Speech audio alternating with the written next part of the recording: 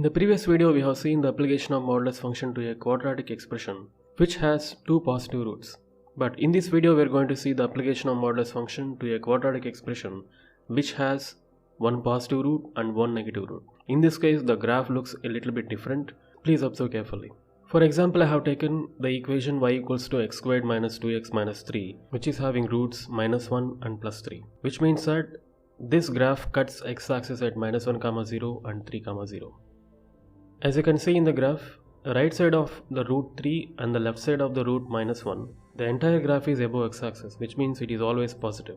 But in between the roots minus 1 and 3, the graph is negative, which is below x-axis. So if you apply modulus to the entire output, then this negative graph will be flipping to positive.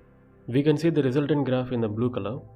You can observe in this graph, the curve has taken sudden turns at minus 1, 0 and 3, 0. This understanding is very much important for solving some problems in 11th and 12th standard. Now let's see what happens if you apply modulus to the input, that means to the x alone.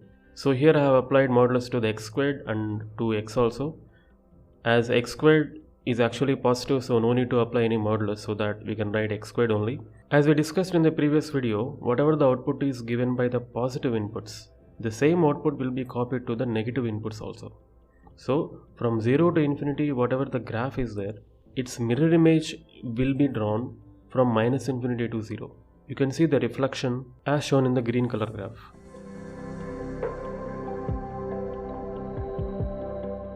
Now let's try to apply modulus to the output also. In this graph, modulus is applied only to the input. So apply modulus to the output also and let's see what happens. We know that if we apply modulus to output, whatever the negative graph is there, it will be flipping to its corresponding positive graph. So if an output value is minus 3 for example, it goes to plus 3. In that way, every negative y value will be changed its sign from negative to positive, but the magnitude will be same. So the resultant graph will look like this. So from the points minus 3, 0 to 3, 0, whatever the negative graph was there previously, it is now become positive graph. It has flipped from negative y-axis to positive y-axis. By this video, we have completed the series on modulus functions. In the next video, we are going to see another type of special function. See you again in the next video.